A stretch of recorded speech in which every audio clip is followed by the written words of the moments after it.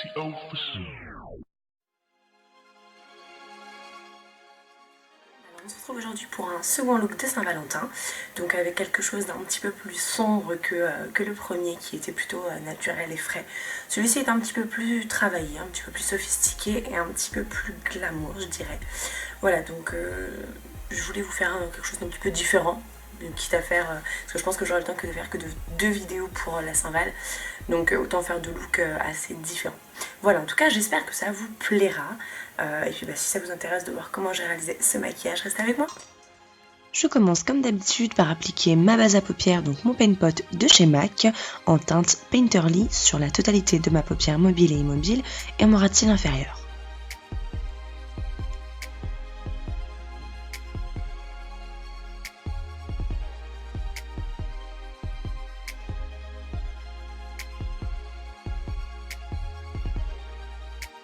Je viens prélever le fard mousse de la Chocolate Bar Semi-Sweet avec un pinceau estompeur assez précis.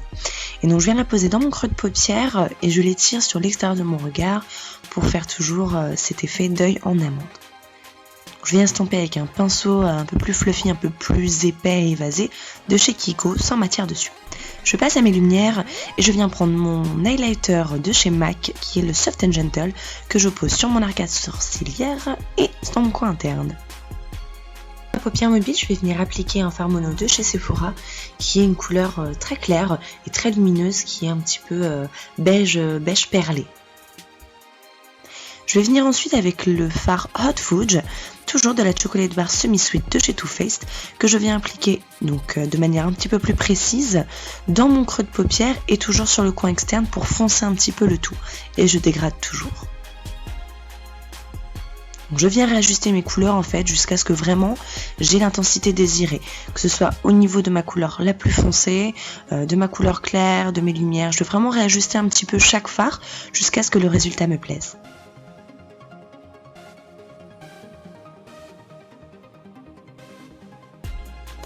Au niveau de mon fard clair, j'essaye vraiment quand même de le poser de manière délimitée.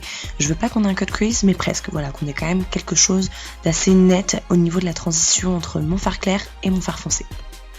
Pour la suite, je vais prendre un petit stick de chez Kiko, qui est un blanc un petit peu perlé, blanc beige un petit peu perlé, que je vais poser uniquement au centre de ma paupière mobile et que je vais vite venir travailler avec mon doigt, parce qu'une fois que c'est sec, ça ne bouge plus, donc vraiment il faut le travailler rapidement.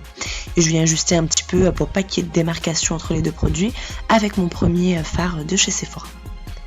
Je passe à mon ras de cils inférieur et je viens donc avec Hot Fudge, le fard le plus foncé de ma paupière, que je viens donc apposer tout le long de mon ras de cils inférieur. Je viens le fondre avec le premier fard qui était mousse et avec un petit pinceau précision, je viens délimiter un petit peu et descendre mon ras de cils inférieur. Donc je ne reste pas collé vraiment à mon ras de cils, je le descends un petit peu au coin interne pour ouvrir le regard. Et dans le petit espace entre mon œil et le trait que je viens de définir, je vais appliquer donc le petit stick de chez Kiko pour faire vraiment un point de lumière très fort et agrandir l'œil. Dans la muqueuse, je vais venir apposer donc un crayon beige de chez Paris Berlin qui est complètement mat, donc toujours dans l'idée d'ouvrir le regard. Et par-dessus, je vais repasser rapidement avec le stick de chez Kiko. Je vais tracer mon trait d'eyeliner donc assez fin à étirer, j'appose mon mascara, je pose mes faux cils de chez AliExpress et le tour est joué. Je vais finir donc avec les lèvres, je vais prendre un mouchoir pour enlever un petit peu l'excédent de baume à lèvres et je passe donc au crayon. Donc je redessine ma bouche avec le crayon et je remplis un petit peu l'intérieur de mes lèvres pour une plus longue tenue de mon rouge à lèvres. Donc ce crayon vient de chez Primark, c'est un très joli prune et je tiens à dire que les crayons de chez Primark pour les lèvres sont absolument géniaux. Pour leur prix, c'est assez incroyable.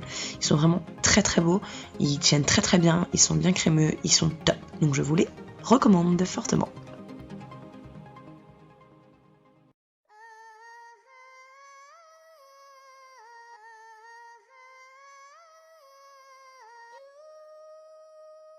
Et je viens appliquer donc un rouge à lèvres de chez MAC, c'est le Viva Glam de Ariana Grande qui est sorti il y a quelques temps.